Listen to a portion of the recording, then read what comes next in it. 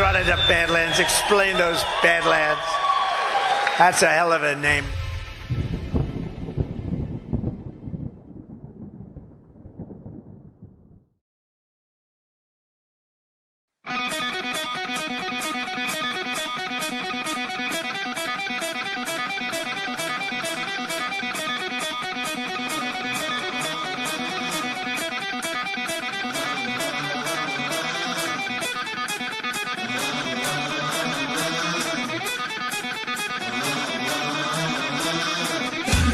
All right, good morning, Badlandia. Welcome to Badlands Daily.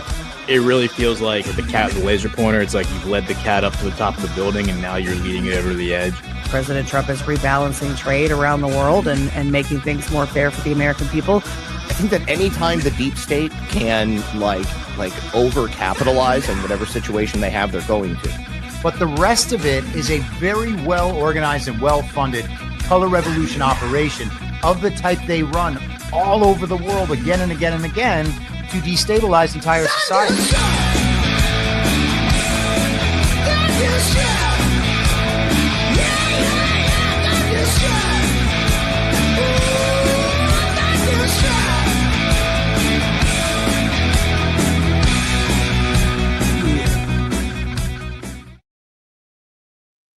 Good morning, Badlandia. I am filling in for Brian today, and Ghost is ostensibly filling in for me. Surprise!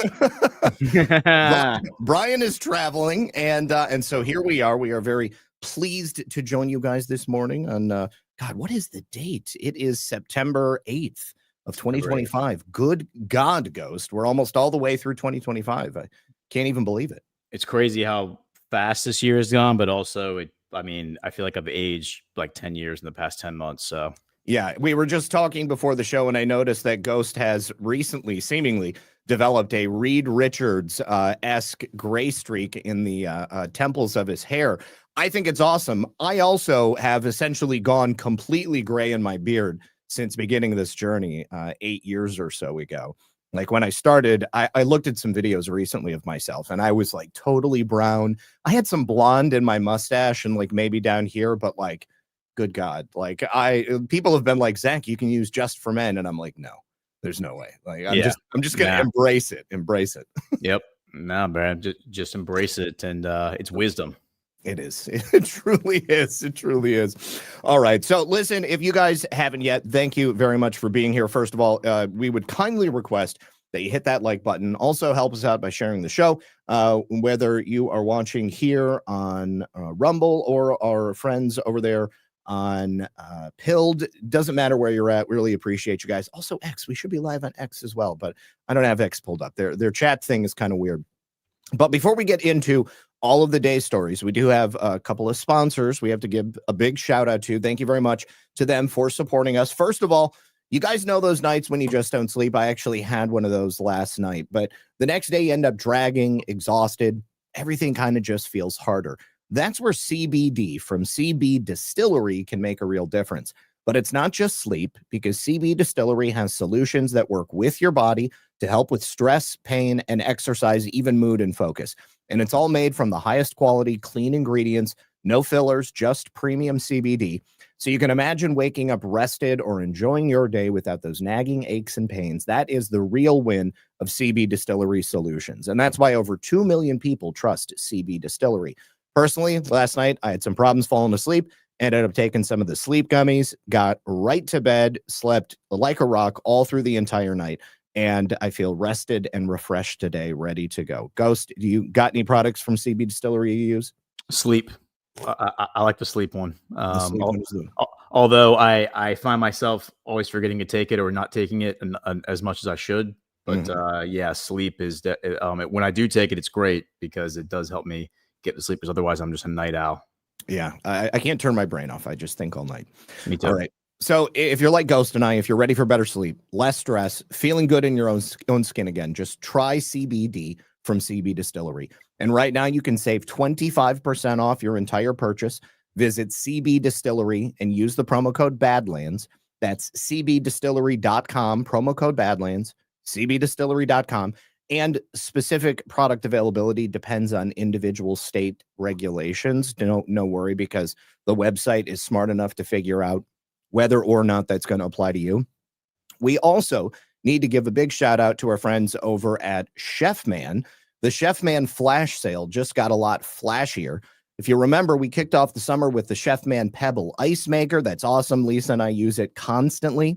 Then there was the Genius countertop ice machine. This thing is that makes small pebble-sized ice with soft, chewable texture without taking up a ton of space. By the way, you can still get flash sale pricing on that Pebble Ice Maker, but we also have to move on to the Chefman flash sale special, the Slush Ease Icy Easy machine. This home slush machine has features like Pro machines, but it's made for home.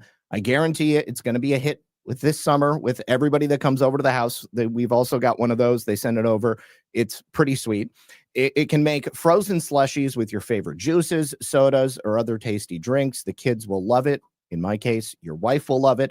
It makes Frappy or Fraps and the best frozen coffee drinks you've ever had. And after a hot day, it delights you with margaritas, daiquiris, mojitos, and frosés made with your choice of liquor, or in my case, without the liquor because I'm sober. Adults love this machine too.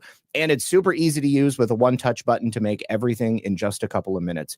But during this flash sale, you're going to save a boatload on your Slush Ease slushy machine by visiting chefman.com/Badlands, and then you use the promo code Badlands. Again, chefman.com/Badlands, and use the promo code Badlands. Thank you very much to Chefman.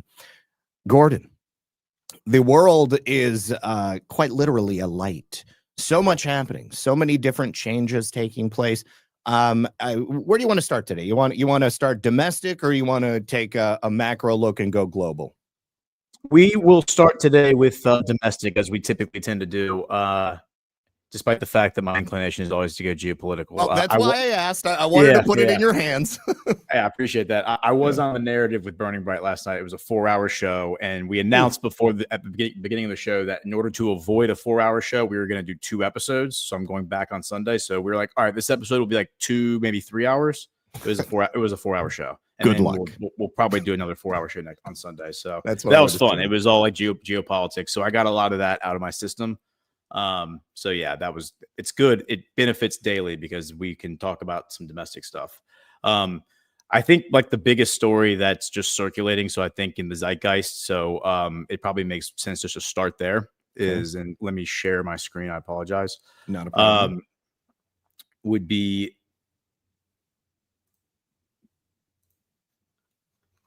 this story. And this, the headline on Fox News is chilling video shows moments before Ukrainian refugees stab to death on Charlotte light rail. Yeah. DeCarlos Brown attacked 23-year-old Irina Zarutska in random assault captured on transit surveillance footage. And they've released the footage, but it's not the actual footage of him stabbing her, but it's pretty sick. You can see here in this still image that she sits down on the train. He notices her. He pulls out his knife, opens the knife, and then just goes and does it. And so it says a haunting new video shows the last moments of a Ukrainian refugee's life before she was stabbed to death on a Charlotte light rail train last month. The surveillance footage released by the Charlotte area transit system, CATS, shows 23-year-old Irina Zarutska boarding the Lynx blind line just after 9:45 p.m. on Friday, August 22nd. The footage shows Zarutska in her pizzeria uniform while scrolling on her phone. A man in a red hoodie is seen sitting behind her. Around 4 minutes later, the man pulls out a knife and begins stabbing Zarutska 3 times, including at least once in the neck. Zarutska, who had fled war-torn Ukraine, grabs her neck as blood spills onto the floor. Authorities later pronounced her dead at the scene. The video shows the suspect walk through the rail car, take off his sweatshirt, and wait by the doors as passengers look on. The suspect, identified as 34-year-old DeCarlos Brown, was arrested shortly after the stabbing and hospitalized before being arrested on a charge of first-degree murder. There's a picture of the girl, very beautiful girl. Records obtained by the New York Post showed that Brown has a history of arrests going back more than a decade, including charges of felony larceny, robbery, and a dangerous weapon, and communicating threats. Police said Brown and Zarutska did not know each other and the attack had been random. Zarutska's death has renewed calls for action on public safety in Charlotte. Members of the Charlotte City Council expressed concern after Zarutska's murder about violence on the city's transit system. Representative Brendan Jones, a Republican who represents the area, blames Zarutska's death on, quote, the result of decades of Democrat DAs and sheriffs putting their woke agendas above public safety, end quote. He wrote on X that, quote, violent criminals commit crimes with impunity while families live in fear, end quote. I feel like that's a fairly accurate assessment. And, what's kind of crazy to me is that it's taken, 3 weeks or maybe a little bit over 2 weeks for this to now finally become a national issue. I first talked about it on my show 2 weeks ago. And the video obviously is going to get people to do that just a little bit more. But I mean, even though it is being talked about at the national level, it's not being talked about in the way that I think it should be. And certainly not to the degree that it should. I mean, this is probably one of the most tragic stories I've heard in recent years, because I mean, obviously this girl escaped Ukraine to get away from war. But she was probably safer in Ukraine at the end of the day. And I have the video. It doesn't show her actually being stabbed, but go ahead and play it. Yeah. Yeah. It's up until the point, and this is disturbing. I'm going to warn you guys, but I mean, what's really, really disturbing to me about it is, and I have to remove your screen, is the sort of just like nonchalance that this guy has when he does it. Like, I mean, there's no interaction between these two. I'm going to turn the sound off. We don't need to hear the sound, but thank you, honey. There's no interaction. She just sits down, but I mean, he notices her immediately. Hey, Lisa. Yeah, there she is. And he just, he obviously thinks about it. He pulls his knife out, and then he sort of prepares and boom, just goes in for the kill. And then after he stabs her in this like cold-blooded manner, look, he's like dripping blood, and he's just like blood everywhere. I mean, that's ridiculous, dude. And but he like waits around. It's almost like he's like standing over the kill and wants people to recognize that he's responsible. And what's everybody else doing? Dude, I mean, like, imagine being in that car and like this dude is walking around you with this knife. He's just brutally murdered this person in front of you. Yeah. And he's just like walking back and forth, dripping blood everywhere. And it's like, is this guy just going to start killing everybody in the car? Like, what do you do in this situation, right? Yeah, yeah. So he must have cut his own hand or something. I mean, I hear that frequently happens when people stab others to death violently. I mean, like the knife itself will get covered in the victim's blood, and then it slips in their grasp, and then, your hand inevitably gets killed. I mean, that's one of the things that they're going to look for when they're looking to find a guilty party. But I mean, I can't imagine. I can't imagine something like this happening in front of me.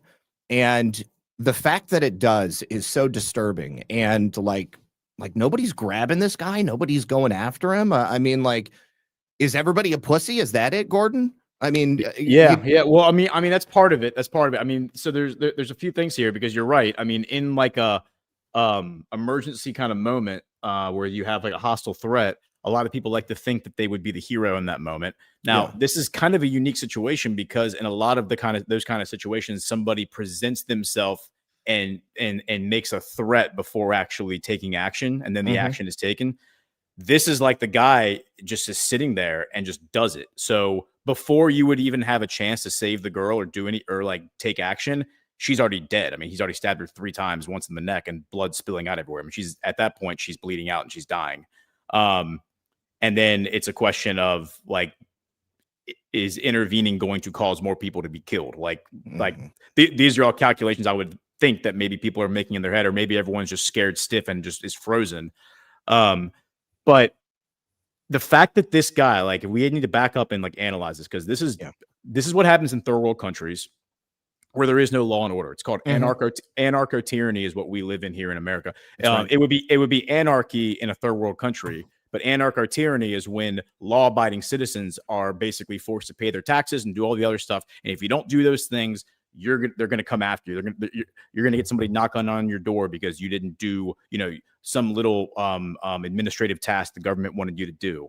But this guy decides to make a life-changing decision just nonchalantly in the moment. I'm going to murder this person, which is a life-changing decision for obviously the girl, but also this guy. No big deal. And it's because, of course, he's done these kind of things before. Obviously, that's what they describe in the article. It seems very clear from seeing how callous he is about it that it's nothing to him. And we have to make a decision now. The rest of America has to make a decision now watching this. Like, what society do you want to live in? Because people are going, like, we have some really despicable people, not only like in our government who are running things at all levels, like down in, like, including the Charlotte government, I'm sure. Yeah. Who are going to shout you down and call you all sorts of names. They're going to call you a racist. They're going to call you an anti-Semite. They're going to say all the things, the magic control words that to try to conjure fear in your heart so that you won't speak out against it. And who has the greater will here? Do good people have the greater will to live in a good, just world, or do the sociopaths who rule this world and the ones who are manipulated by them? Because ultimately, I think there are a lot of people who are animated by the psyops that are run against us, who end up ultimately siding with the bad guys because they're useful idiots, basically. Are they going to win because they are louder and more obnoxious? You said a word there, and I want to bring this up because I see a lot of people suggesting this is a psyop, that like either this girl isn't really dead or this was some kind of pageantry that was put on. And the question that I always ask when people suggest that something might be a psyop is, of course, first of all, to what end? And then second of all, if it's a psyop, you have to determine who it is that is conducting the psyop. So let's take those two questions independently. Let's start with, like, if it was a psyop, like, who would be the potential perpetrators? So you've got, obviously, say good guys, bad guys, white hats, black hats, deep state, Sovereign Alliance. It's not going to be the Sovereign Alliance, okay? Because, I mean, you're not just going to kill an innocent person to make a point about the need for public safety. And if it was the deep state committing an action like this, it only makes the policies of the left look even worse, and is, justifiably bringing about a call to end stuff like this. So I don't think it's a psyop. I think that this is the logical conclusion for all of these policies being put into place over all these years. Soft on crime, essentially, whitewashing, victimization of innocent people, making people feel as if they're not safe on their own streets because they're not. And I don't see any logic in suggesting that this is a psyop, because I don't see it as something that will benefit either side. Yeah, I think you're right. And, and by the way, a psyop, I guess you could call it a psyact, can also have a kinetic component. Like, a thing can happen and then it can be weaponized for what, like one way or the other. So just because it's a psyop doesn't mean it, like, the thing actually didn't happen and somebody didn't actually get murdered here. Correct. You make a great point. I didn't even realize till I did the show prep this morning and read through the article that, because I just saw it on X yesterday for the first time. I didn't even realize that this happened. Like, so I thought this was like over the weekend. I didn't realize this was like August 22nd, weeks ago. Yeah, a while ago. So if this was if we're just, playing game theory here and we're just kind of like wargaming this, if this were like a black hat operation, I would think the purpose of it would be to demoralize the public, to make you feel unsafe and make you feel like you live in a third world country. Sure. If that were the case, I would have expected them to deploy this probably immediately, like much sooner. I mean, effectively it's 3 weeks. So it's not that, 2 to 3 weeks. It's not that far past the event, but, I'm not seeing like the wall-to-wall coverage on the media that you would see if the intent was to basically saturate your brain with the idea that you're not safe going outside. So I don't think it's an opt that way. And I agree with you. I think it's very cynical. I do not like it when people put forth the argument. It doesn't mean that it's not possible, but I don't like the idea that, quote unquote, the good guys or white hats are putting out despicable narratives. Murder porn. Murder porn for our benefit. I think that's a very twisted, satanic inversion of altruism. And there are ways to do this without actually like putting out, even if the whole thing's AI and the girl isn't real and like all that. I think that's just a very twisted way to look at the world, and we should not scratch that itch. We should fight the urge to scratch that itch, because that is giving into cynicism, and I think it's very counterproductive. Well, I mean, and to add to that, I mean, I don't think it's necessary to produce a piece of film like this to distribute to the public to make the argument that we can't have this type of stuff happening. I mean, I feel like the argument has already been made through the actions that we've witnessed taking place over the last 10 years or so. I mean, you know, the soft on crime policies of, you know, leftist sheriffs, leftist DAs, Democrats in power. I mean, it's already like inbuilt into the minds of the American people that this is the result of those policies. So I don't think it's necessary to go any farther on it. So it would be disgusting if that was what was happening. Well, two more quick points. One, I know a lot of people were sharing this over the weekend on social media, but is his name Daniel Penny? Was he the one in New York? Daniel Penny, yes. Yeah, who put the guy in the chokehold and yeah, like wow, like what like looking back on that, like what a hero that guy was, because the person he took down could have easily done what this guy did in this video, and it's ridiculous like what the media did to that guy. And then the other thing, if you want to share my screen real quick, I just wanted to give a shout out to our friend Julian's Rum. He was quote posted by Elon, and JR says, can't help but notice every account with and he says like the Ukrainian flag emoji, and their handle hasn't said shit about this Ukrainian woman. Yeah. And then Elon quote posted and says odd. And he's absolutely right. Like, this should be something that if you really care about the plight of the Ukrainian, this is a Ukrainian refugee, as you pointed out, who fled war-torn Ukraine, right? Only to be brutally murdered at the hands of a monster in America. But the media, of course, can't report on this because this would undermine the narrative of, Black people are all too incompetent and foolish and stupid to take care of themselves. Therefore, we have to put the guardrails up and give them every excuse and, every shortcut in life, which is, of course, not good for anybody, including the Black community. So, I think that there's a lot of conversations that need to happen that I think too many people are afraid to have. And we need to start having those conversations like yesterday. Yeah. And I think you also make it an excellent point about the timing and the use of a story like this. There was no narrative deployment from the left. It was a total hand wave, and they ignored this story. They tried to make sure that it wasn't reported on a wide level. It wasn't like Michael Brown, hands up, don't shoot. I mean, that was, that didn't happen, first of all. And they used Michael Brown for their own ends to essentially make the argument that led to this type of enforcement of laws and crimes, and it sort of made this event possible. Now, I also saw someone in the chat asking, what is this woman's background? If this was like a targeted hit, that seems less likely to me as well, because that would mean that if she was someone that had connections in Ukraine, let's say, this is like a hit by the Russians or a hit by the Ukrainians. They contacted a career homeless thug in Charlottesville to go after her and murder her. And if that was the case, I mean, if this was a targeted hit, you would think that the hitman would get the hell out of there as quickly as possible and do everything that he could to disguise his identity. I mean, what would he have to gain for taking the fall for perhaps some Ukrainian oligarch or, somebody who didn't like her for being pretty back in Ukraine? I mean, just, it doesn't compute for me. Yeah, I mean, it's fair to ask questions, but I think we need to be realistic about the idea that the world is just full. The world has plenty of bad guys walking around. I mean, exactly. They don't necessarily need to be connected to some greater conspiracy. It's just there are such things as thugs. There are such things as psychopaths. This guy is obviously one of those. Yeah. And the fact that he is able to do stuff like this and then just walk out of the train, and go about his life.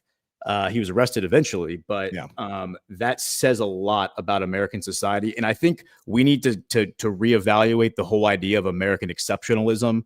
Do we actually live in American exceptionalism, or are we living in a facade where we're told we are like exceptional, but really we have become a third world country? I think that's pretty right on. You know, I mean, like the exceptionalism of America past is no longer on display, and we have embraced something, you know, at a far more basal level. You know, the what we're told is virtuous and something that we want to chase are like our basest instincts.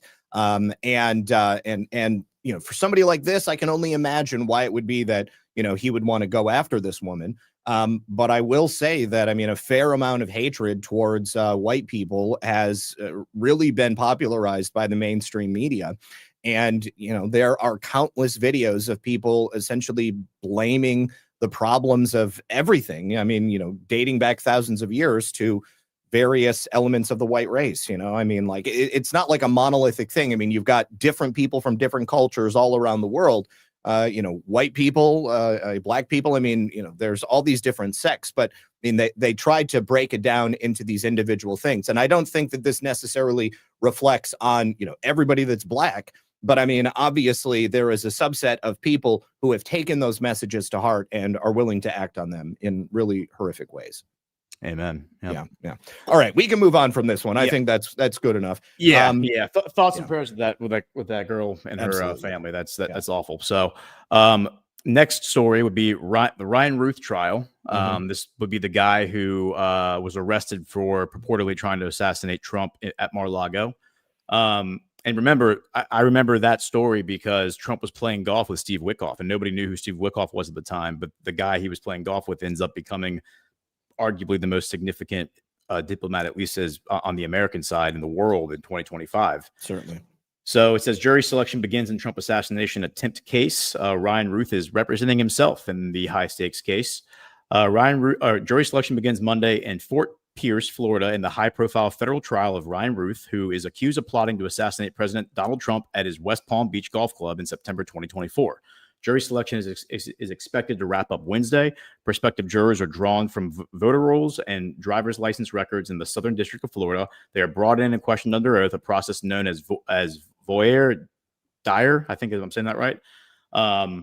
Voir dire, maybe. Voir dire. Okay, is it French? There you go. Yeah, it is French. Yeah. Thank you. To determine whether they can be fair and impartial, the U.S. Attorney's Office for the Southern District of Florida is leading the prosecution. Both prosecutors and Routh, representing himself, will question jurors directly, an unusual dynamic that could make proceedings unpredictable. That's bizarre that this guy's going to be questioning jurors. Yeah, absolutely. Both sides can challenge jurors for cause if bias is clear. They also get a limited number of preemptory strikes where they can dismiss jurors without giving a reason, so long as it's not discriminatory. And it just goes on to explain how juries work. And how federal law requires a unanimous verdict for a conviction. So this is an interesting one because unlike the Butler situation, we are going to get a trial because the would-be assassin is still alive. Who knows if anything of significance will come out of this. It is worth noting that this guy, there are pictures of this guy circulating with like the chef from the Biden White House in Ukraine. So he does have like really weird connections to maybe the State Department, certainly the White House, or at least the Biden White House. USAID. USAID. So we'll see what comes of it. But I would be really interested to see where the prosecution takes it. Well, it's also interesting because generally speaking, in a situation like this, you would not hear from the accused in any respect. I mean, they generally choose not to testify. And even if Ryan Routh doesn't like actually get on the stand, we're going to hear a whole hell of a lot from Ryan Routh. And I mean, just the nature of his questions from anybody who does testify. I mean, I think that ought to give us some unique perspective into perhaps where he might be going with this. But I think that the fact that he is representing himself makes it all the more likely that he will end up on the stand. And who's going to question Ryan Routh on his behalf? Is he going to play a dual role? Is he going to ask himself a question, get up, then go back, cross-examine himself. Yeah. So I am extremely excited to see where this goes, but there is a component of this which makes it seem that he is directly connected to intelligence, because there are a number of things that have been filed under national security. I mean, they're not allowing them to get out. And this is also Eileen Cannon that's going to be overseeing this case. She's the judge in this case. She was the judge in the Mar-a-Lago case, and she's a Trump appointee.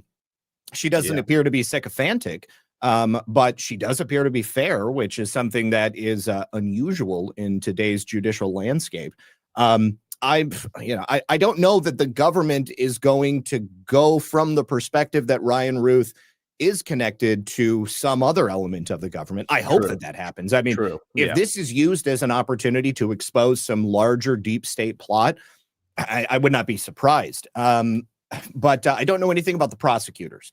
And President Trump has made it pretty clear that he wants to get to the bottom of just how it is that Ryan Routh appeared to have foreknowledge of his movements. The only way that can happen, Ghost, is if Ryan Routh was in communication with someone who had that knowledge. I mean, you've got so many different locations that Trump might show up to on any given Sunday. You've got a publicly disclosed schedule that goes out ahead of time. This stop was not on that schedule. So the fact that Ryan Routh got there the day before or several days before and was waiting around, and that no one came and checked on that location prior to President Trump arriving. I mean, not only is that a spectacular lapse in security protocol by the Secret Service, but again, it indicates that there was some foreknowledge, and he could not get that knowledge unless there was someone on the inside that was giving it to him. Yeah. It's a good point about the the cross-examination. I suspect he probably wasn't planning on taking the stand anyway, but certainly without his own attorneys to cross-examine him, which would be the only benefit of potentially taking the stand, is being able to exonerate yourself without anybody to question him who's a friendly from his perspective. I think it's a certainty he won't take the stand. But then the question becomes from the prosecution, who do you subpoena to go after him? So this is in the early days. So we have a while to go on this. So this is just the beginning of a story that is going to be told. All right. Well, looking forward to watching it play out. Yeah. So now let's go to let's get into the real meat and potatoes of what's happening now in the zeitgeist. This is from Just the News. FBI probing whether its own agents obstructed or interfere with politically sensitive cases. Yeah, I know. Whenever I see headlines like this, I'm like, really? Like, this is like I'm like, okay, but I mean, from the normie perspective, I guess this is going to be news to somebody out there. They have to make it appear as if there is an investigation, so to speak, going on. I mean, the evidence is pretty clear. It's already been there for a while. Yeah. Material evidence discovered in previously secret, quote, prohibited access, end quote, case files raises concerns about FBI agents' abuse of authority or obstruction of investigations. Those stalled, thwarted, or corrupted probes involve several potential targets ranging from Hillary Clinton to Hunter Biden to President Trump. The FBI is investigating material uncovered in, quote unquote, prohibited cases files to determine whether its own agents or leaders may have obstructed criminal or congressional investigations involving major political figures such as Hillary Clinton and Joe Biden or their family associates, officials tell Just the News. The inquiries have been underway for several months, the officials said, and they have turned up unusual pieces of evidence buried in digital case archives showing that on occasion, some FBI employees memorialized concerns about conduct by FBI supervisors or case agents in politically sensitive probes. These writings are often called quote unquote memos to file. As insurance in case wrongdoing is discovered, the employees have some degree of deniability.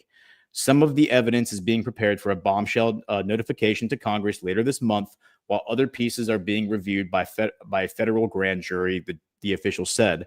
Senate Judiciary Committee Chairman Chuck Grassley in June urged the FBI to probe how the Bureau under former Director James Comey used a segregated system of politically sensitive cases known as the prohibitive access case files. The evidence in this file spans nearly a decade and involves several major political scandals, including Russiagate, allegations of Clinton and Biden family corruption, and even the January 6th Capitol riot, officials said, speaking only on condition of anonymity because they were not authorized to talk to the press. And then I'll just wrap up with this paragraph. For instance, FBI Director Kash Patel's team recently located a document showing then Executive Assistant Director Randall Coleman wrote a memo to file the day before the 2016 presidential election where Donald Trump defeated Hillary Clinton, laying out the unusual behavior of FBI managers after fresh evidence in Clinton's classified email scandal was discovered on former Congressman Anthony Weiner's laptop in the fall before that election. The Coleman memo makes clear that then FBI Deputy Director Andrew McCabe was briefed in detail about the discovery in late September 2016, but there was a long delay in taking any action. That delay became a major controversy in the final days of the 2016 election, and the Department of Justice Inspector General 2 years later would excoriate FBI Director James Comey and McCabe for their handling of the entire case. So the reason I read that much of the article, because I think the headline is pretty self-explanatory, is because this is from John Solomon, and I do think that John Solomon has been pure signal when it comes to this kind of stuff. He seems to have an inside track on what's coming down the pipeline. So whenever he's putting out narratives about it, it feels like he's the guy. There are other reporters that I rely on for other aspects, like facets of the info war. But when it comes to the FBI and the corruption within like the DOJ and, the quote unquote, the colloquial deep state, as we call it, I do think that John Solomon is like he's the one casting the signal. Absolutely. Yeah, no, 100%. I mean, John Solomon said that, I think it was back in 2017, based upon some reporting that he was doing on this early on, he was contacted by two people within the intelligence community, and they essentially said, you are verging on reporting the greatest political scandal in the history of the United States of America, and you've got to keep going. I'm certain that every single thing that John Solomon puts out is coming directly from the agency, the FBI, and perhaps others within Trump's administration. And he's quite literally laying out a very clear roadmap of exactly the direction that the Bureau is going and the types of things that they're investigating. I mean, he said it himself, a federal grand jury is looking into this right now. They don't mention Uranium One. I'm really hoping that stuff comes out about Uranium One. I'm glad that they're talking about Wiener laptop. People keep asking what happened to the Wiener laptop. Well, now we know that it's somewhere, or at least it was in the hands of the FBI. I think it was always in the hands of the FBI. But they had this clearly segregated file system that they were using to sort of keep things out of general population. Nobody was going to be able to go in and accidentally run across this sort of stuff. I mean, that's how Uranium One happened. My friend Nate Kane, working at the FBI, is looking through FBI records, and he uncovers this plot that Hillary Clinton, Robert Mueller, whoever the intelligence community AG was, during Trump's first administration, I want to say Michaels, I can't remember his name right now. But all of these players from all of these other scandals were involved in the sale of strategic uranium reserves to the Russians. And Hillary Clinton and the Clinton Foundation benefited to the tune of millions and millions and millions and millions of dollars. It was quite obviously a brilliant case of corruption that could have been made. And instead, they went after Nate Kane. I wonder how much of this system was created in order to avoid something like what happened with Uranium One, to make it possible for agents and contractors to just kind of run across this stuff. But it really does show you with these memos to file. I mean, these agents were essentially doing a CYA. Just in case this ever does come out, I want it on record that I attempted to bring it to the attention of leadership. Here it is. I presented it to McCabe on this day. This very clearly shows that McCabe has lied about his knowledge of this on multiple occasions. At a very least, we've got perjury charges right there. Yes, I understand statute of limitations has run out on individual cases, but because we're talking about a much larger grand conspiracy, there won't be any statute of limitations, and they'll be able to put all of it together. And I think these people are going to fry for it. Yeah, that's well said. Okay, so I want to real quickly jump on this. Like, I don't want to spend a lot of time on this article because I think this is a shiny object, but I want to make a point here. I want to use it to make a point, and then I want to use it as like a stepping stone to, I think, a more important article that's all related to what we've already covered today.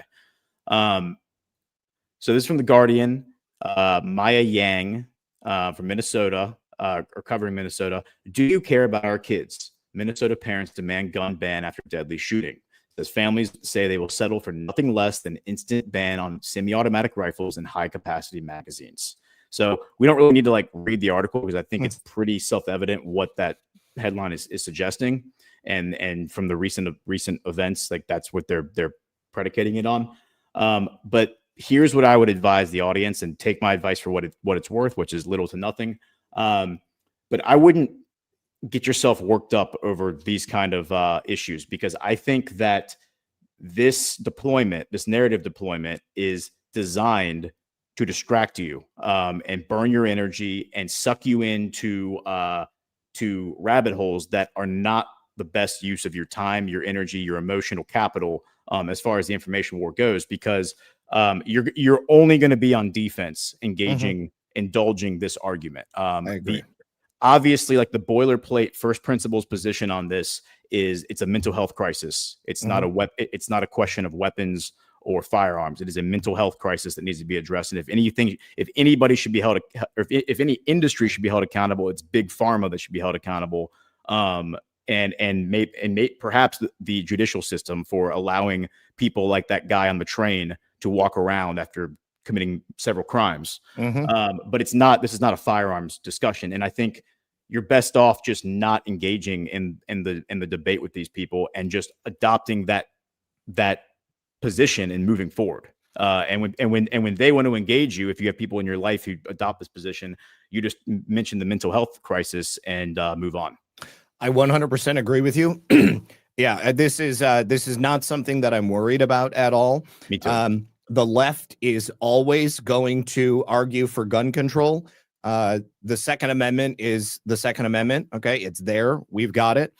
This is a trap that is just going to cause you to, engage in some sort of mental knot twisting, and they will always come back to the dead kids. It's indefensible. How can you say that you're okay with kids dying? Well, nobody's saying I'm okay with kids dying, and it doesn't matter if you say, well, how can you say that you're okay with people being given medications that are causing them to go out and kill people? Well, no, that's a conspiracy theory, that doesn't exist. Okay, Yep. well, you can go ahead and look at the studies themselves and you know that it's true, but they're not going to accept your point of view.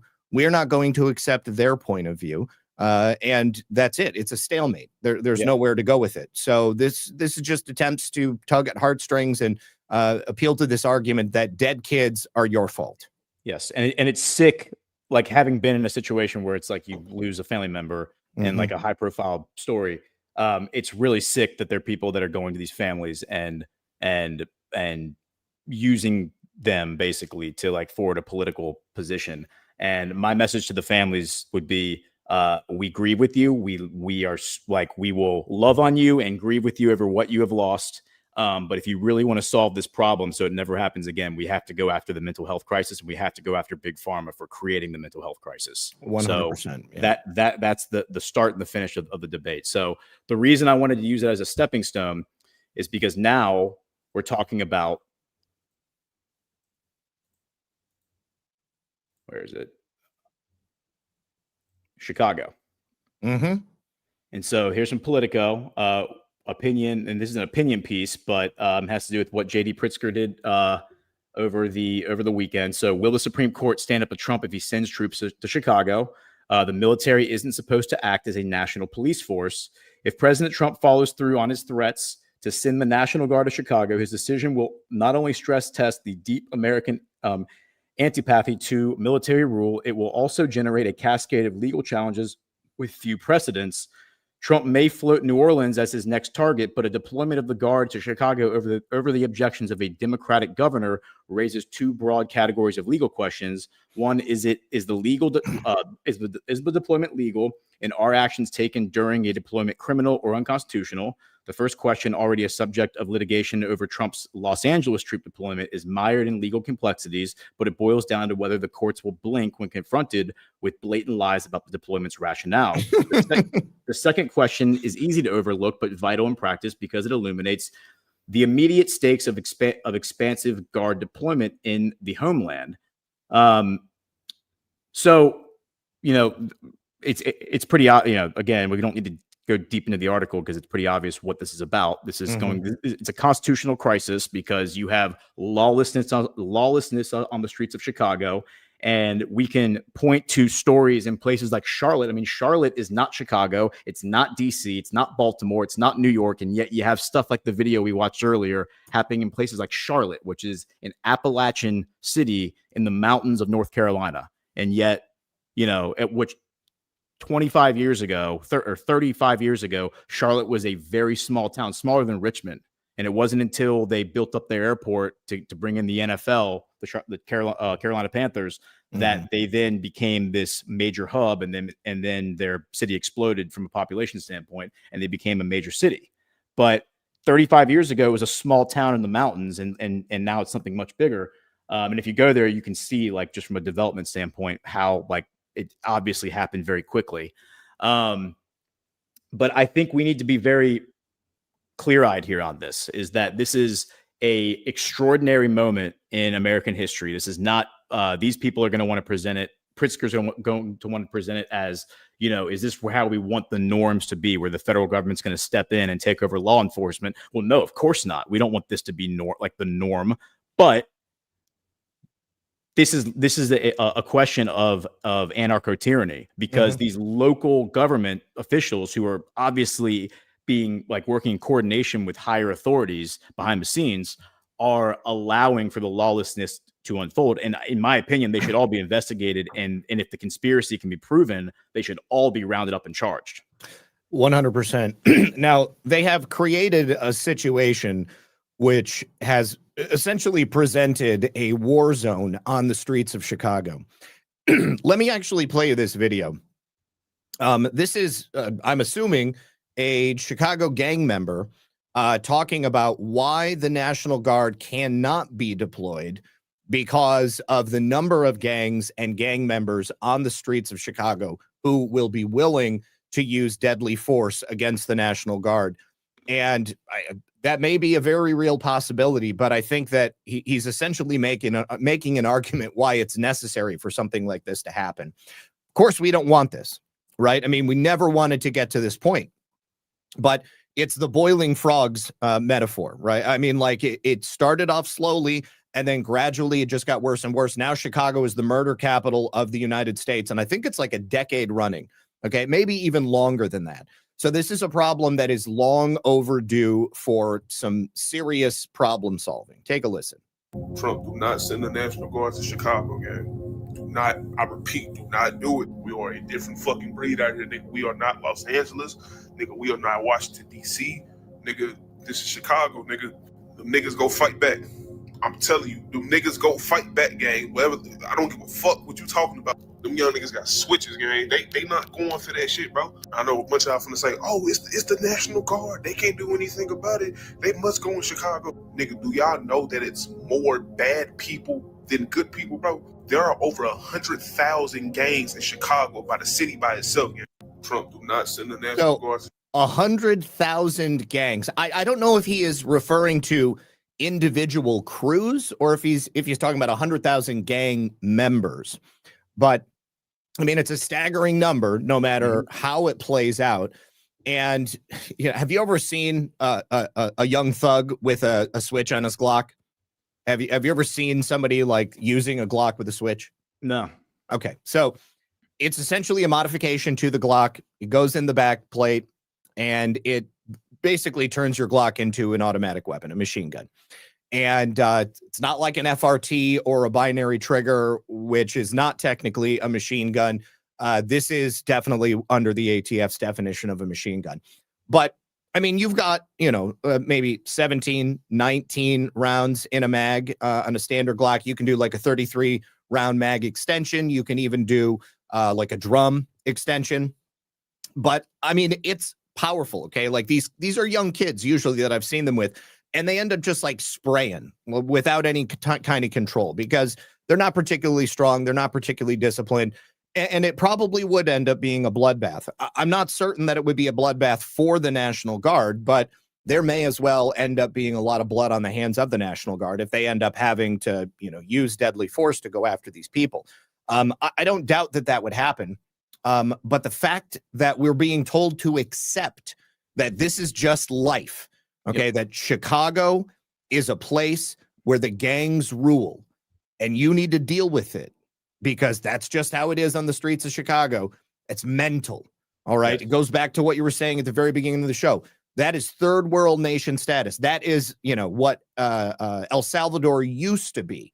All right. We cannot allow that to happen in the United States of America. And they obviously don't have enough police. There isn't the will in the police because the police have had their hands tied. And it's totally messed up. I mean, we basically have been pushed to the point where this needs to take place. And of course, there's going to be court challenges. But I think that based upon the rationale that the administration will make, I mean, this is going to be successful. Yeah, and I again, this comes down to a battle of wills. And I appreciate that guy putting this video on the internet because I think he adequately makes the argument for why we absolutely have to send the and I wouldn't even say the National Guard, send the Marines in there if you have to. If what that guy says is the case, and I have no doubt that is potentially the case, then send the Marines in because I've known Alpha for 3.5 years. I've known him longer than I've known anyone else at Badlands. And I've done many shows with him, and I've obviously done many shows with CannCon and know him pretty well. So I'm not going to speak on their behalf, but I think I know both of them well enough that I could confidently say that this situation would be a great example of why they signed up to join the Marines. Like they would probably, in hindsight, if they could do it all over again, I guarantee the two of them would rather go into Chicago than go back into the Middle East. Mm-hmm. And it's like, is there any more noble reason to sign up to join the military than to go in and clean out a place like Chicago from what that guy's describing it from being a total gangland with 100,000, whether it's 100,000 individuals or 100,000 gangs operating there. You know what? We do have the will to do that, and we should have the will to do that. And if we don't have the will to do it, then we are failures. And this entire process that we're doing is a total failure. MAGA is not real, and the whole thing's a psyop. And when we were on stage at GART, we did the Manifest Destiny panel, and Alpha, we brought him on at the last minute because Matt Eric didn't make it in time.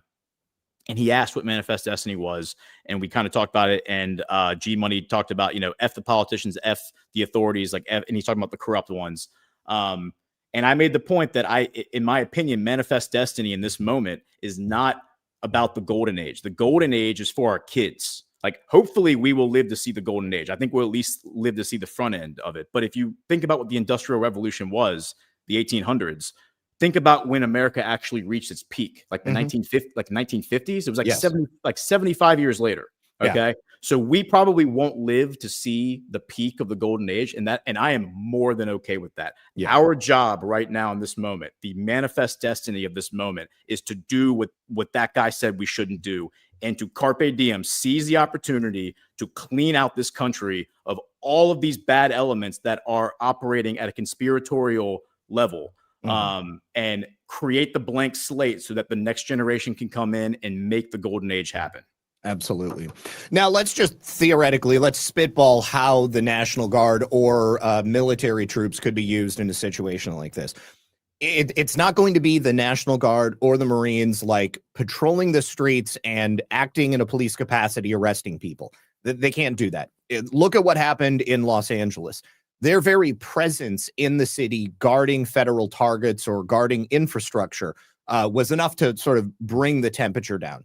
And they brought in federal agents, which do have the ability to enact in a police enforcement capacity, to essentially present that element that was missing from the local forces, augment and assist.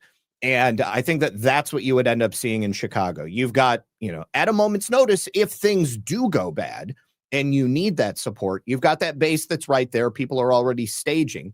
And in the same way they did in Los Angeles, they go in under the guise of arresting illegal aliens. But then, of course, inevitably, you're going to come across people who are engaging in a variety of crimes that are American citizens and residents of Chicago. It gives a pretext to come in and clean up that negative element, along with all of the illegals that are, probably, cartel affiliated and then working with local gangs as a sort of distribution mechanism.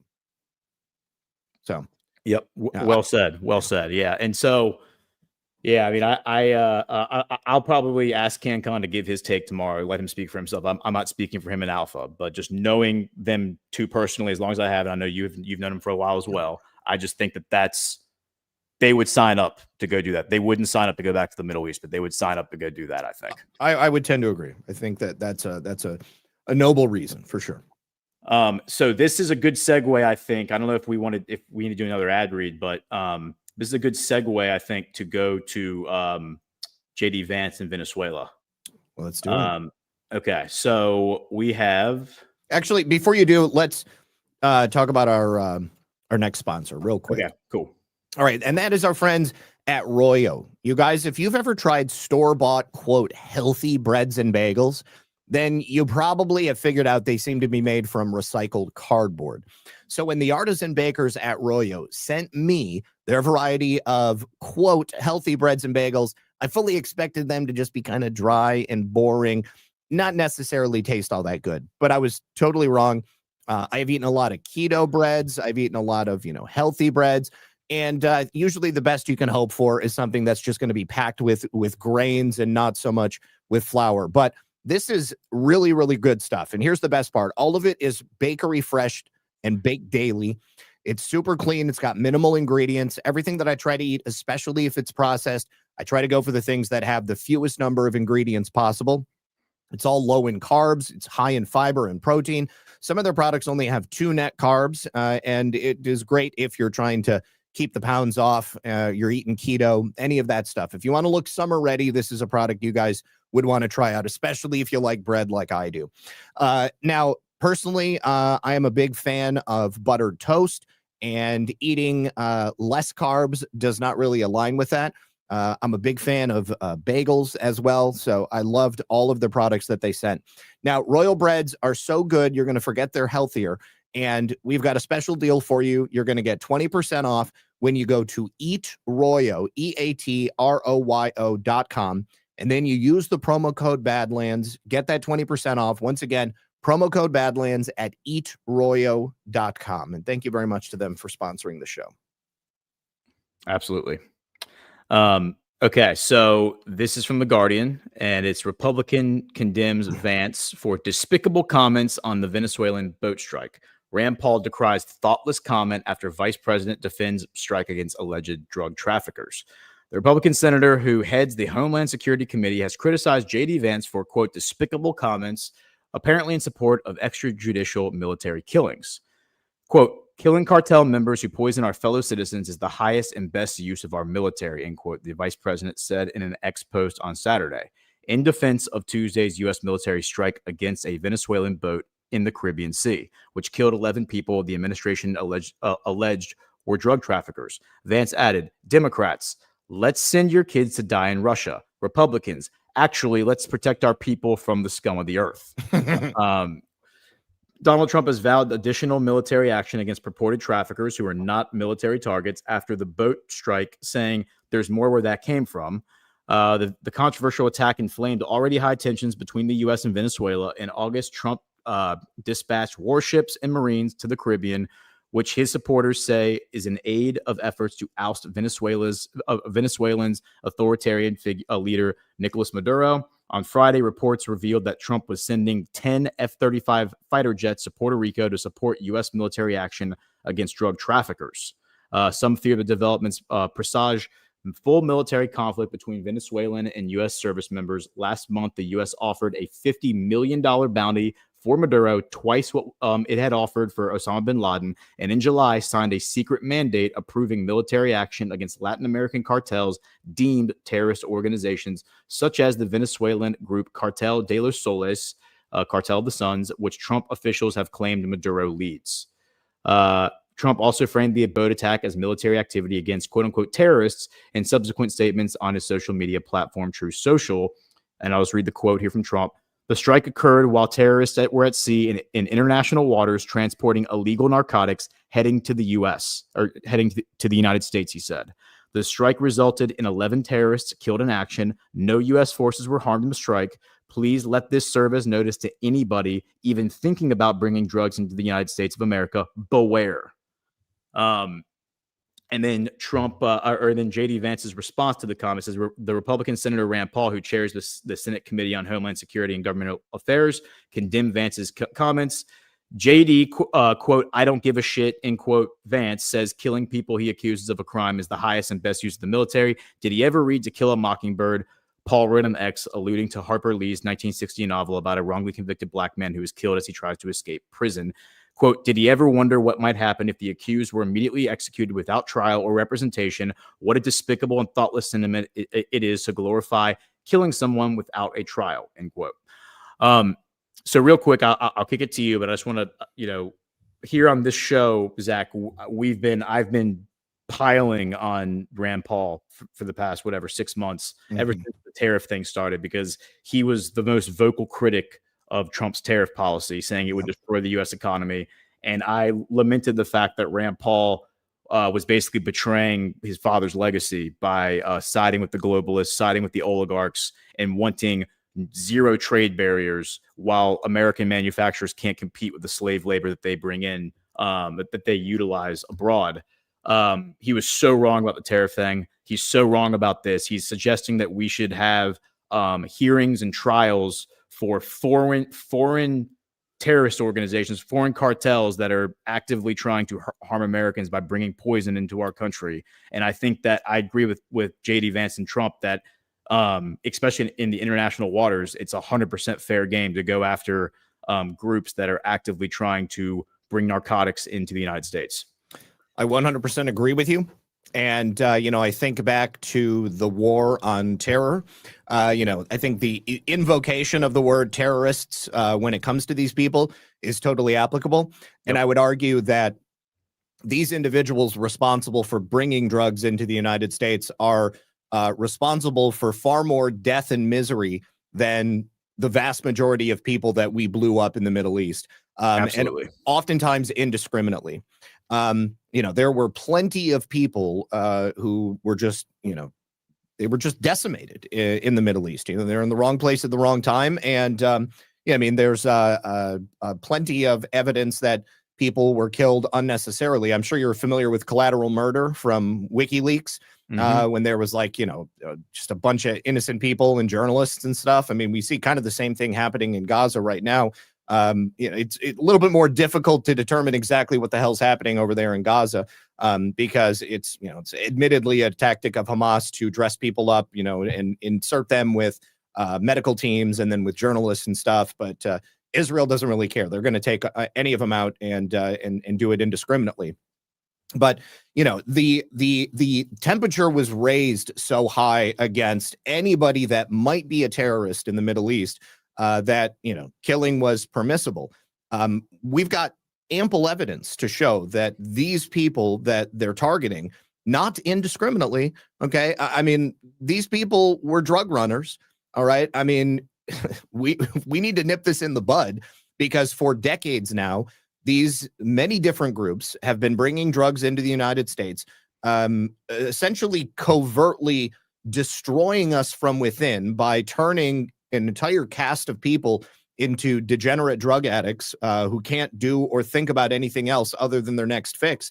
I am a recovering addict myself, and I know how easy it is to get sucked into this world. And then, before you know it, you're there, and there isn't much else that you care about except making sure that your life continues at this baseline.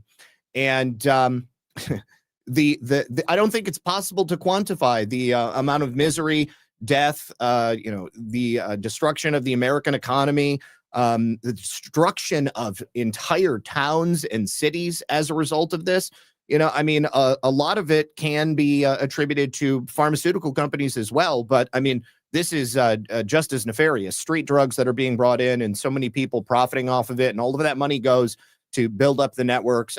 I'm totally fine if we blow up boats with bales of cocaine or heroin that are coming across international waters to be brought to the United States. Absolutely. I have 3 friends who in 2022 died of fentanyl overdose, like friends from high school. And one of my best friends, the godfather of one of my children, is a recovering addict as well, and turned his life around, thankfully. But yeah, so this hits home personally for me. And I think Rand Paul, let me just say it, is being a big pussy right now when he talks about this. And I like to point out that Rand Paul comes from Kentucky, which is probably one of the places that was hit the hardest by the opioid epidemic. Not to mention, Kentucky has a pretty nefarious history when it comes to drug running itself. So what I'd like to see happen, I'm not accusing Rand Paul of anything, but what I'd like to see happen is I'd like to see an investigation take place, a public disclosure, rather, because we've already done the investigation. I know you've done this investigation. I've done this investigation. Others have done this investigation. Where did the cartels come from? They came from the U.S. intelligence community. That's who created them. And before that, I mean, there are other forces in the world that created the U.S. intelligence community that also created these cartels. It's all one big web.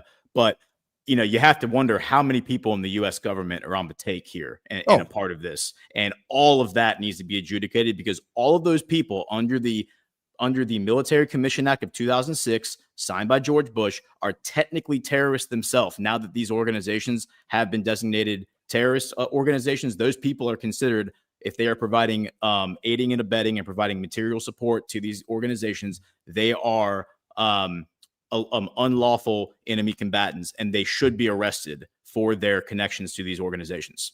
I 100% agree. And I also want to be very clear. I am not supporting Israel's use of this tactic. You can say the exact same thing about the United States government building up these drug running rat lines and cartels as you can with Israel essentially creating Hamas. I was merely trying to draw a distinction between what is a perhaps unnecessarily brutal usage of this tactic and a totally acceptable usage of this tactic. The United States, what we are doing, I am 100% in favor of. I'm not supporting Israel's use of bombing indiscriminately. And if anything, I am not in favor of it. So I'm not spouting propaganda, whoever said that. Yes, of course. And I've talked to you enough about all that I can absolutely concur and support that. So yeah, I think that this is ridiculous. Rand Paul's being ridiculous. This is a psyop. People can make arguments that he's playing a role. I don't.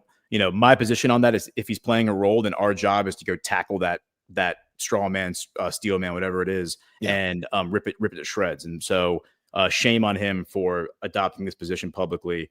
And yeah, go after these cartels. I also think, doing the narrative last night, we're going to talk about Maduro and Venezuela this coming Sunday. But I'm wondering, because I think Maduro is part of this whole operation. I think he's in the Sovereign Alliance, and I wonder if we're going to see him get arrested and extracted when this thing goes hot, because they're gonna have to go in the jungles and go after these guys, right? I mean, they're gonna have to go just like in Chicago. You got to go clean out Chicago. You're gonna have to go door to door to clean out Chicago. You're gonna have to go door to door to clean out the cartels in South America, because they are extensive and they've been in there since the 1960s. Yeah, absolutely.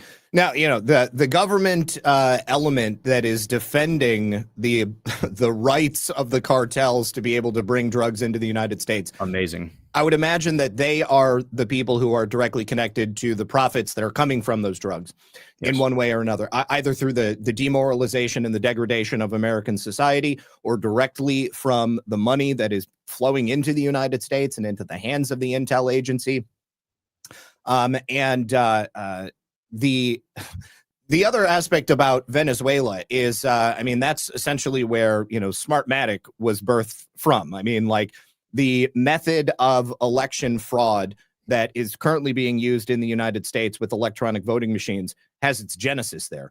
And I also wonder, how much of what's happening right now might be sort of pretext to get in there and to see, how that bread is baked, essentially, and see where the connections lie. Yeah, and the parallels between Rand Paul defending the oligarchs' right to use slave labor with zero trade barriers and bring their cheap goods to the United States, and the cartel's right to bring in their product to the United States. I mean, it's one and the same. And of course, they're all, I think, are working together to some extent, the cartels and the in corporate America. Okay, so let's go to because I think from there I really want to hit RFK, but I don't want to disrupt the flow that we have here. Let's go ahead and talk about RFK, because I mean, this was a pretty big story that happened on Friday, and it's, you know, it definitely deserves attention. I'm sure we'll probably talk about it a little bit more tomorrow, so we don't need to go too deep into it. But here's from the New York Times, and for those who aren't aware, RFK was in Congress testifying. Had some good back and forth with Pocahontas and others. And the headline is, Kennedy rejecting data fuels distrust of his own agencies. By promoting suspicions about the institutions he oversees, critics say Robert F. Kennedy Jr. is jeopardizing public health.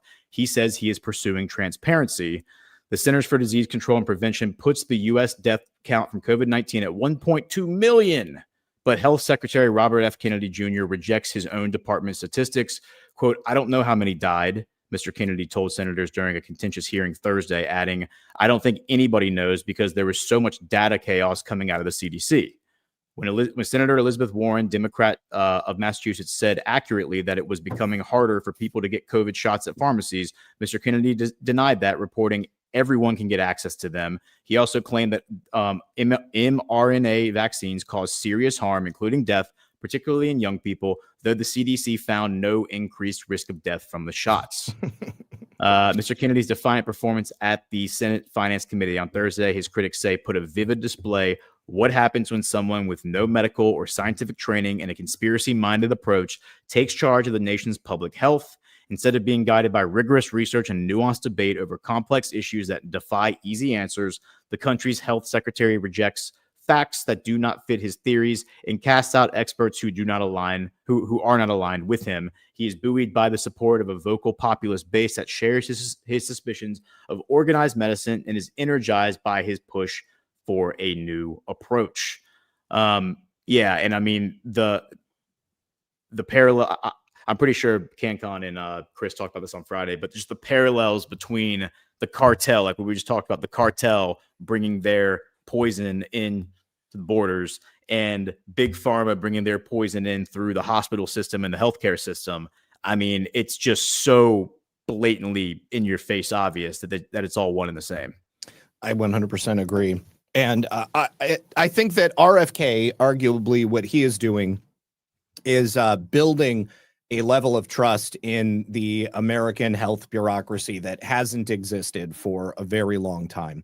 I mean, what he's saying and the direction that he's taking things make it so clear that whatever they told us before was total bullshit. And it's not something that is news to most of us. I think that the majority of America, whether it's, a smaller majority or a larger majority, more people in the United States of America believe that we've been lied to by the medical establishment. And when you understand how the CDC came to their conclusion that there's no danger from taking those shots, they're essentially just giving lip service to the information handed over to them by the pharmaceutical companies. And the fact that President Trump makes the announcement demanding that the pharmaceutical companies show the American people the same data they allegedly showed him, and then immediately thereafter, RFK goes in and testifies to the fact that we were lied to and that all of the data that we have thus far is suspect and we can't trust it.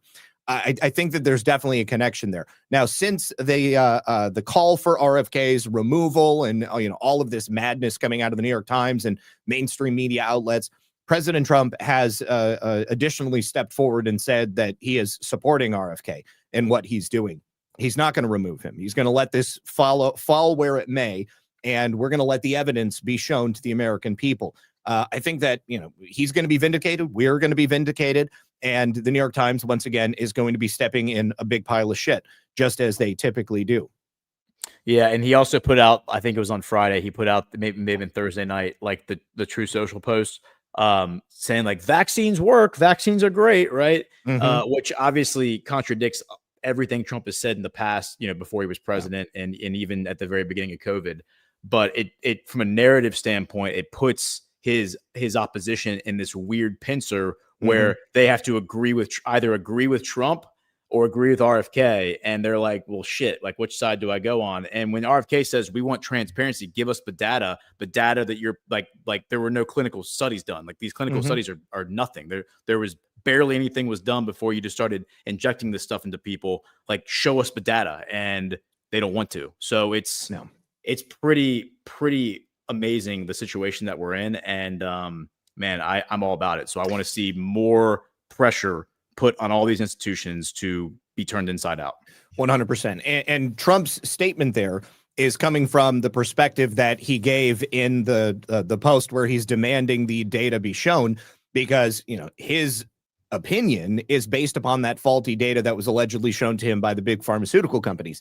So he's like, oh yeah, you know, the vaccines work, but again, show the American people, and it's going to make it hit that much harder when they're unable to show that. And then RFK, through the independent double-blind studies that are being done currently by the CDC, that data is going to come out, and President Trump is going to be like, oh my God, they lied to me. The pharmaceutical companies must pay. Yeah, exactly. Exactly. Okay. So let's go to, I'm going to skip. I have a Gateway Pundit article about Marjorie Taylor Greene and the election investigation, but it was written by Brian Lupo. So I'm going to save that for Brian Lupo tomorrow to talk about. Okay. Yeah, but let's go to. I'm really tempted to go to Spessett, but we'll go here first. Pentagon officials fume over Trump's Department of War rebrand. This is from Politico. Employees could find themselves changing Defense Department CEOs on more than 700,000 facilities around the world. It is amazing that we have that many facilities around the world. Why do we need 700,000 facilities around the world? So they're pissed about the extra legwork they're going to have. Yeah. They're pissed about the rebrand, right? Pentagon officials grappled Friday with the Herculean task of fulfilling President Trump's executive order to remold the enormous global agency into the Department of War. Many expressed frustration, anger, and downright confusion at the effort, which could cost billions of dollars for a cosmetic change that would do little to tackle the military's most pressing challenges, such as countering a more aggressive alliance of authoritarian nations. Now, given the date of this, I don't know if they covered this on Friday. This probably is something that Chris and CannCon covered, so we don't need to go deep into it. I'll kick it to you to give your take on this, but the way I see it is, when you are branding it the Department of War, you are acknowledging what the department actually does. When you brand it the Department of Defense, you're implying that it is somehow always behaving in an altruistic defensive posture, when actually it is engaging oftentimes in aggressive offensive campaigns militarily.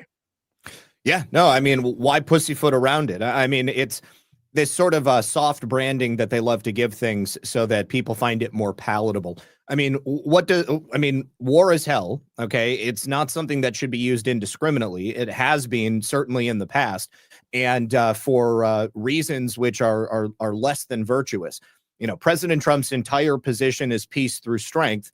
Let's call it what it is. It is the Department of War, and we will engage in war if it becomes necessary to support the mission of the United States, to protect our homeland, and to ensure that our people are not being murdered unnecessarily. There we go. Let's go ahead and just do it. Yeah. Amen. Okay. So I think we can kind of pivot out of that. This story is pretty interesting. Oh, this is wild. This would be the second time that Scott Bessent allegedly got into a near physical altercation with another member of the administration. First time being Elon Musk. Remember Elon Musk. Black eye on the day that he left? I mean, that was allegedly from Scott Bessent. Yeah. Which, like, I've always said, like, I feel like Scott Bessent, like, reminds me of Hank Hill. Like, he gives me a Hank Hill vibe. And I feel like Hank Hill. Like Hank Hill being like, I'm going to kick your ass. Like, I love it. So I think this is hilarious. And then remember that Elon, like we were talking about Maduro earlier, Elon and Maduro had that weird thing last year where they were like threatening to have like a wrestling match, and the loser would have to like shave his mustache or maybe be sent to live on Mars or something. It was hilarious, but it was very like WrestleMania. All right. So the headline is, quote, "I'm going to punch you in your effing face." Scott Bessent threatens. I can hear his voice too. I'm gonna punch you. But like Hank Hill, like read that in the Hank Hill voice. Scott Bessent threatens an administration rival, and that's not an insult against Scott Bessent. I think Hank Hill is a national treasure. The Treasury Secretary's quiet tensions with housing finance chief Bill Pulte? Yeah, Bill Pulte. Yep. Exploded at a private dinner last week. A private dinner attended by dozens of administration officials and close advisors of President Donald Trump was temporarily marred by a dramatic clash between two of Trump's top economic officials, with Treasury Secretary Scott Bessent at one point threatening to punch top housing finance official Bill Pulte in the fucking face. Quote. That's the quote. I'm reading the copy. The Wednesday evening event was supposed to be one of celebration. It was both the much anticipated inaugural dinner at Executive Branch, the ultra exclusive Georgetown club created by and for Trump world's uber rich, and a birthday party for MAGA friendly podcaster Chamath Palihapitiya. I can't even say that last name. Yeah, I can't even say the last name. I don't know, but it's probably Indian. Chamath Palihapitiya. That's that tech bro who used to be. Yeah, he was the Indian guy that had the show with his buddies who were also from Silicon Valley, and they were leftists, and they gradually started realizing that Trump was actually good for America. And if I'm not mistaken, maybe do a search for Chamath Palihapitiya and let me see his picture. Okay, well, let me see. Yeah. Is this him? Yeah, that's him. That's totally him. Yeah, Sri Lankan-born Canadian-American businessman and CEO of Social Capital. Okay, well, good for him. He was a leftist and became and woke up. So good for him. A long table for 30-some guests was set with top-of-the-line crystal in China. The guest list included Transportation Secretary Sean Duffy. That's interesting because he's also NASA now, right? Mm-hmm. Commerce Secretary Howard Lutnick, Interior Secretary Doug Burgum, Agriculture Secretary Brooke Rollins, Director of National Intelligence Tulsi Gabbard, SBA Administrator Kelly Loeffler, Medicare and Medicaid Chief Mehmet Oz, Dr. Oz, plus venture capitalist David Sachs, Palihapitiya, partner on the All In podcast. But amid the cocktail hour din, Bessent lashed out at Pulte in an expletive-laden diatribe. The Treasury Secretary had heard from several people that the Federal Housing Finance Agency director had been bad-mouthing him to Trump. A person close to him said he wasn't about to engage in chit-chat as if nothing was amiss. Quote, all right, and this is going to get expletive, so if your kids are listening, earmuffs. But, quote, why the fuck are you talking to the president about me? Fuck you, Bessent told Pulte. I'm going to punch you in your fucking face, unquote. I don't know if this is real, but this is fantastic fan fiction if it's fake. The scene was described to me by one eyewitness and four other people familiar with what happened. The only fact they disagreed on was whether it was Bessent or Pulte who initiated the conversation. They and others who described the conflict were granted anonymity due to the sensitivity of the situation. Pulte appeared stunned, and the tense encounter prompted club owner, co-owner, and financier Ahmed Malik to intervene, according to three people, but Bessent wasn't having it. He sought to get him kicked out. The eyewitness said, quote, it's either me or him, Bessent said to Malik, you tell me who's getting the fuck out of here. Or he added, we could go outside. To do what? Asked Pulte. To talk? No, Bessent replied, I'm going to fucking beat your ass. Oh my God. Dude, this is amazing. I mean, this is some of the best reporting Politico's ever done. And I don't even care if this is fake. Oh God. Speaking to de-escalate the situation, Malik separated the men, walking Bessent to another part of the club to calm down. During the seated dinner, Bessent and Pulte were placed on opposite ends of the table, and the party went off without further episode. Bessent, Pulte, Malik, and the White House declined to comment. The confrontation, which one Trump insider called bonkers and another called unhinged, underscores the surprising tensions between top Trump officials tasked with working on the nation's most sensitive economic matters. Trump announced in May that Bessent, Lutnick, and Pulte would collaborate on a plan to privatize Fannie Mae and Freddie Mac, the federal housing finance organs Pulte oversees. In recent weeks, Pulte has taken the lead on an initiative that could put as much as 15% of Fannie and Freddie on the public markets. And then it goes on to describe like behind the scenes, like issues that they've been having. But man, that again, I don't know if this is real or not. This literally could be like Trump officials going to Politico and lying to them and being like, and like laughing as they're saying like, yeah, then he said this, then he said that. It could be that. This could be 100% real. And like, maybe like they staged it. Like it actually happened. Like I'm saying it actually happened, but maybe Pulte and Bessent are doing like a WrestleMania bit.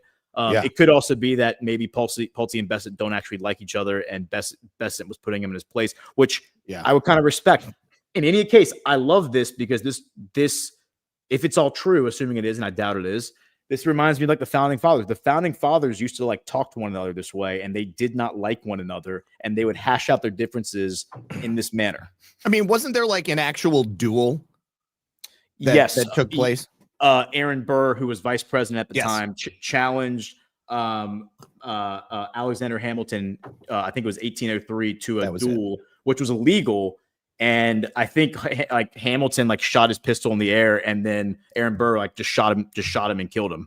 Oh my God. And then went into hiding for 16 days. And then the president, Thomas Jefferson, who was not a Burr fan, they were like rivals actually, but their elections were different back then. So the guy who came in second would become vice president. He actually pardoned Burr so he could come out of hiding. And then Burr later tried to do some subversive treason, and that's a different story. But anyway, the sitting vice president in 1803 murdered or killed Alexander Hamilton in a duel.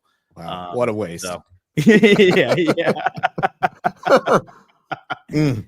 I mean, it's difficult for me to believe that something like this could actually happen. I mean, I know. Me too. You see Scott Bessent publicly, and he seems to be like one of the most even-tempered and like low-key dudes out there. Yes. So like that makes me think that this is some sort of crazy fan fiction that Politico is trying to put out there, because I want it to be real.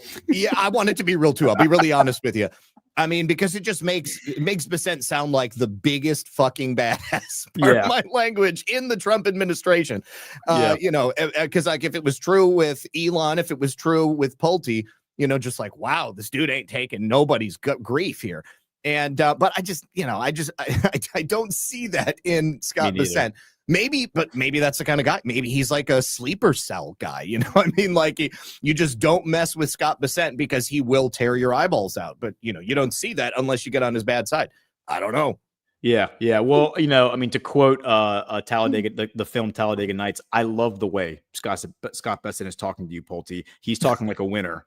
And I want to see more of this, because remember, DC is known for passive aggressive, like pussy behavior. Like that's what it's known for. Like Cloak and Dagger, where you smile at somebody as you're you know colluding against them, driving the knife in. And this is somebody just walking up to somebody at a dinner and being like, "What did you say about me, pussy?" It's like let's go outside and hash it out in the parking lot. Like my husband and I will kick your ass. like this is what we need. We need more just direct confrontation in America. I think that's what's going to save American society is men hashing out their differences and then going out for a beer afterwards. Yeah, I agree. If it's true, you know, I hope they overcome their differences, because we have a lot of bigger fish to fry than acting petty and trying to curry favor with the president. I'm actually surprised that Pulte's only 37 years old. He's 10 years younger than I am. He's running age. FHA. He's your age. He's running FHA. Wait, we need to see what this guy looks like. What's his first name? Bill Pulte. Pulte. Bill Pulte. Okay, so this is what Pulte looks like. Mm-hmm. Okay, so like I know nothing about Pulte, so I'm not going to speculate. But I will say that. I'm sorry, what? Oh, he's from like a construction family or something like that. Okay. And look, Pulte could be like a great guy. He could be a total patriot. I'm not going to speculate. Like, I know I'm much more familiar at this point than Bessent than I am with Pulte. I will say this, though. I do think that there are people in the Trump administration who are bad actors who Trump let in for specific reasons and are letting them operate. And we've seen a few of them, like Tammy Bruce, get shown the door. Mike Waltz get shown the door. You know, so I like, is Pulte one of those people? Maybe, maybe not. But again, like this story, there's so many reasons why this story could be told, like could be deployed, and for like as a fake story. But Politico, just like a fish in the pond, just clamps down on the hook because they think it's going to make the Trump administration look bad. But really, it's like, I think this makes the Trump administration look awesome. Like, this is exactly what I want to see in politics. I don't want the passive aggressive pussification. No, I'm with you. I mean, you need to get rid of the subterfuge and the backstabbing, and people need to be honest to each other's faces so that we can get real things accomplished. I would not be surprised at all if this was a fake story that was planted with Politico. Maybe someone even told a couple of people about it, saying you can't say anything. And then they wanted to see who was going. Maybe they told it, one way it was Pulte that was the aggressor. They told it another way that it was Bissett was the aggressor. And then they go and see who is going to speak behind the back of the president. Yeah, that's a great point, because we saw Trump do that in the first term. So again, so many reasons why the story could be put out there, but I appreciate that this is good fan fiction. I like the fiction here by the mainstream media. So either way, it's not going to shake my confidence in the administration at all. Not one bit. No. Okay, so this is from Politico as well. Trump warns foreign companies after immigration raid at a Hyundai plant. We encourage you to legally, in all caps, bring your very smart people, the president said. President Donald Trump told international companies they are welcome only if they respect the United States immigration rules after hundreds of South Korean workers were arrested last week in Georgia. U.S. immigration authorities said Friday that they had raided Hyundai's sprawling manufacturing site near Savannah, Georgia, where the Korean automaker produces electric vehicles, detaining 475 people, most of them South Korean nationals. Trump wrote late Sunday on Truth Social he was, quote, calling on all foreign companies investing in the United States to please respect our nation's immigration laws. Quote, your investments are welcome, and we encourage you to legally bring your very smart people, and we will make it quickly and legally possible for you to do so, Trump said, adding he expected overseas firms to, quote, hire and train American workers. The dramatic raid stunned many in South Korea, which agreed in July to purchase $100 billion in U.S. energy and make a $350 billion investment in the U.S. in return for lower tariff rates. South Korea's President Lee Jae-myung and Trump, who has made luring foreign companies to invest in the U.S. under the threat of trade retribution a cornerstone of his presidential agenda, held their first meeting in Washington 2 weeks ago. The plant where the raid took place, which is still under construction, will produce batteries that power electric vehicles, and was billed by Georgia's Republican governor in 2022 as the largest economic development project in our state's history.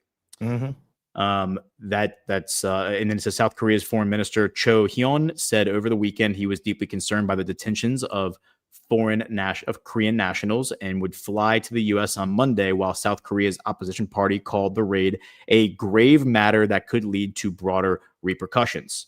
Now, you had asked me about, I think you had asked me before the show started my take on the South Korea thing. Is this the story you were referring to? I mean, there's this story, and then there is the broader story of this, sort of restriction of rights and free speech, opposition party being banned. There's supposedly, like, the former first lady is allegedly in prison. The other guy who like a year ago or something, like, apparently tried to lead some type of a coup while he was in charge. The whole thing is a mess. And I know that South Korea has this rich history of choosing and then discarding leaders very, very quickly.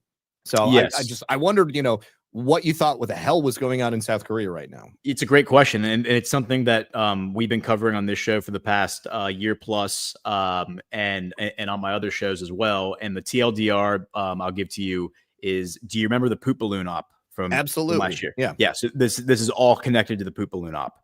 And so my understanding is that President Yoon, he's the one who was in power before. So you have three presidents here. You have President Moon, who was in power, I think, from 2017 to 2022.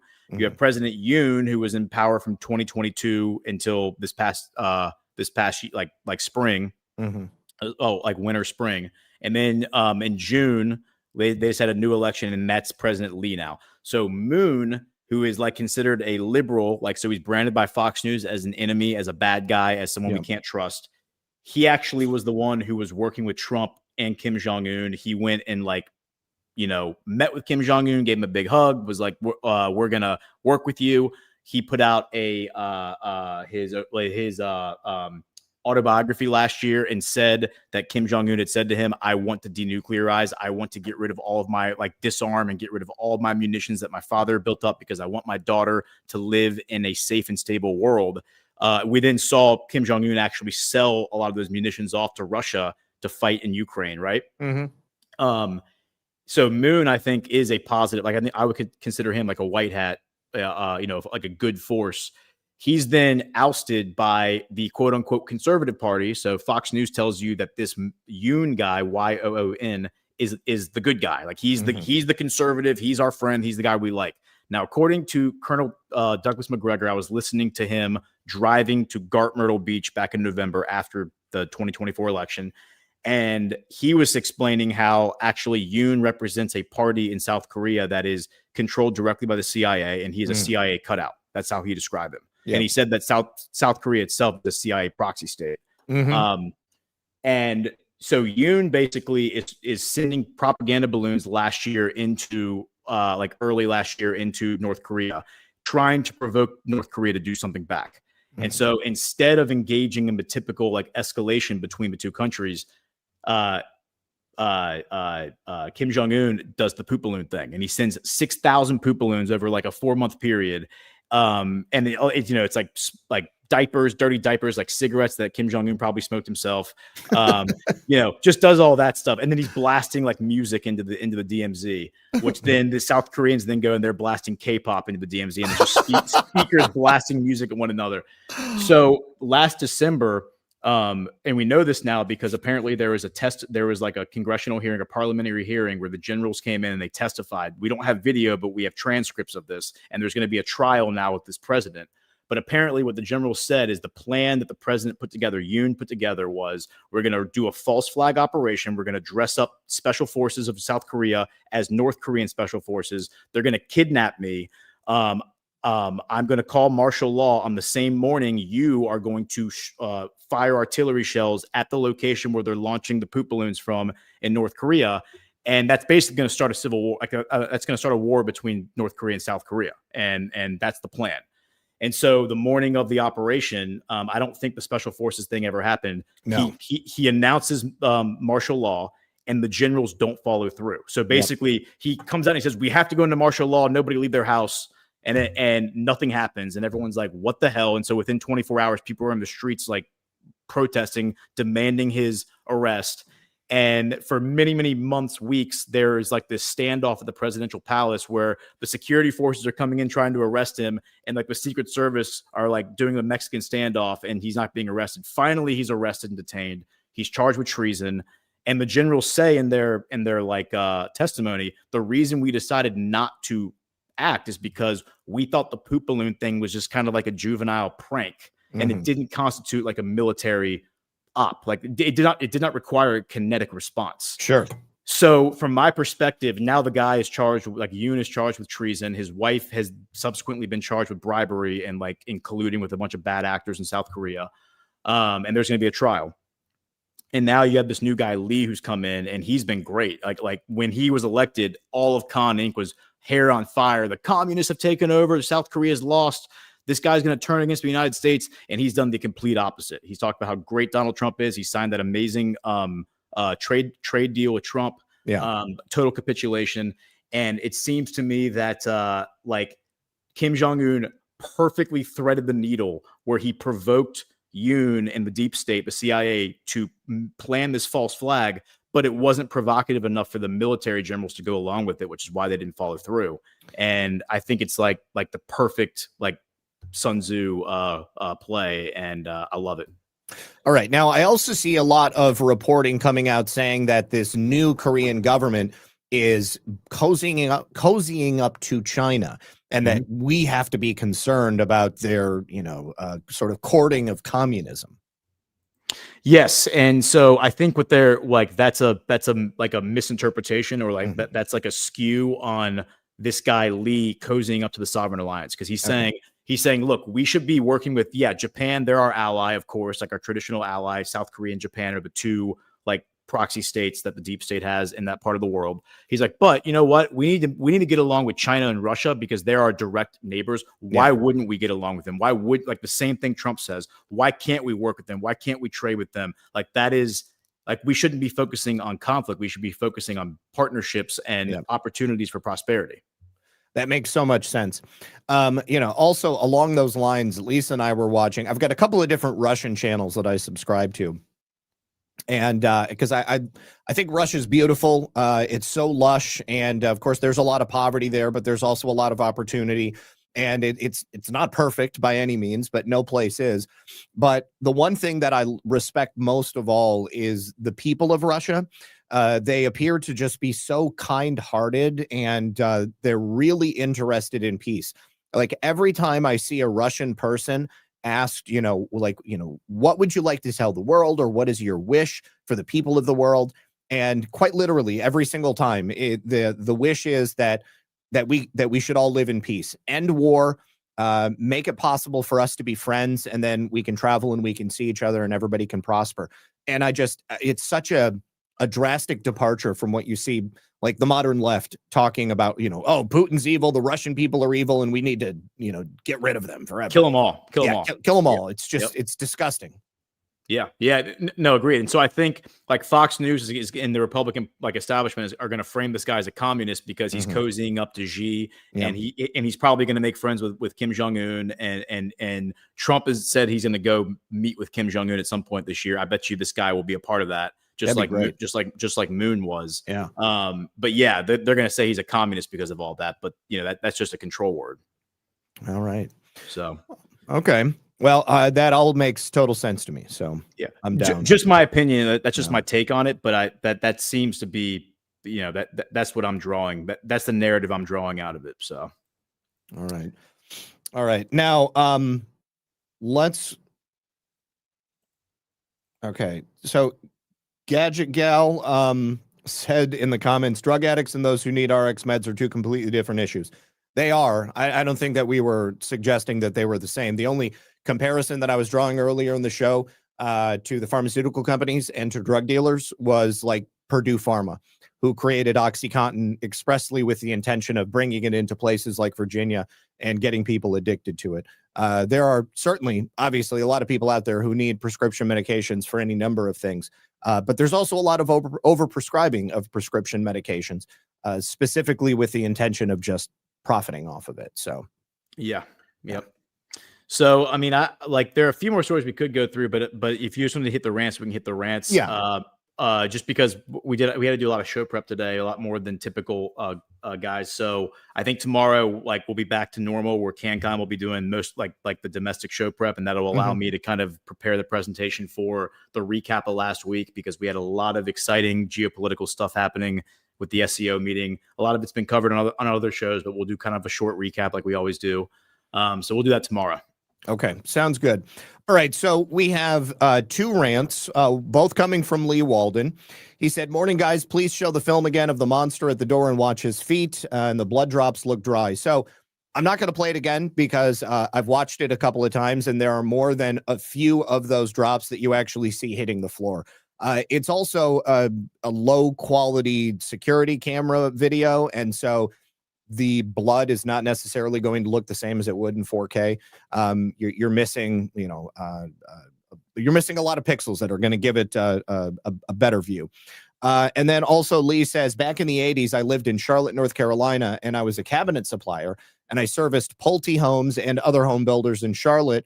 Was an up-and-coming town, big banks too. Interesting. Yeah. All right. So what do you have coming up this week, Ghost? Well, I think I may have. I think my guest on the Book of Trump tonight may not be able to make it, so I'm gonna try to figure out an alternative. I normally have some backups, just like my own digs that I can go through. So the Book of Trump tonight, we'll figure something out for that. But next week I'm gonna have Adam Riva on the Book of Trump. Oh, very good. To talk about his new documentary about Netanyahu. And then the week after that, I'm gonna have Adrian from Rise of Tire come on, because he put out a documentary about Balenciaga. So we'll have him on to talk about the, just the fashion industry, but focusing on Balenciaga. So those will be, I think, some great shows I'm really looking forward to. And then I have this afternoon, tomorrow afternoon, Geopolitics with Ghost.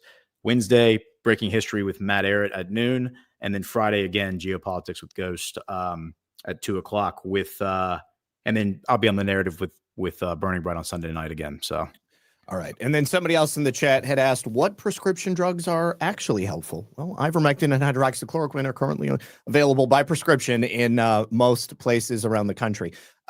But yeah, this is obviously a nuanced discussion, guys, and we're not going to get into it. So there's a lot of corruption everywhere. We would just like to see it end, and we'd like to give people the opportunity to take their own health into their own hands and not have unnecessary drugs pushed on them and not have poison available on the streets. So I will be live on my own channel today, as I am every day, Monday through Friday at 5 p.m., Red Pill News, and then again tonight at 10:30 here on Badlands Media with John for Baseless Conspiracies. And I think that will be all. We don't have anything over there. Awesome. All right. Awesome, man. All right. So thank you again, you guys. Before we go, What are y'all doing on Baseless Conspiracies tonight? We have a continuation of the Delphi murders. Oh, yeah. Dude, that guy was great. I thought he did a great job. He was super interesting. I think that he's great as well. And tonight he's going to be basically presenting a structured case for Richard Allen. But before we go, we do have one final sponsor. So you guys got to get ready to ignite a revolution with Soft Disclosure. This isn't just a product drop. It's full-on movement that is ready to shake things up. This is about personal care that doesn't mess around, no compromises, just pure, unapologetic quality. First up, the lotion, supercharged with aloe, goat milk, and our exclusive Badlands oil blend. This isn't your average drugstore goop. It's a barrier-restoring powerhouse. You can choose unscented when you want clean and simple, or vanilla citrus when you want to smell like you actually give a damn. Then the deodorant, natural, aluminum-free, and straight-up badass. It's built to last 2 months of daily use with scents like crisp mint or bold lemon grapefruit. No gimmicks, just protection that actually delivers.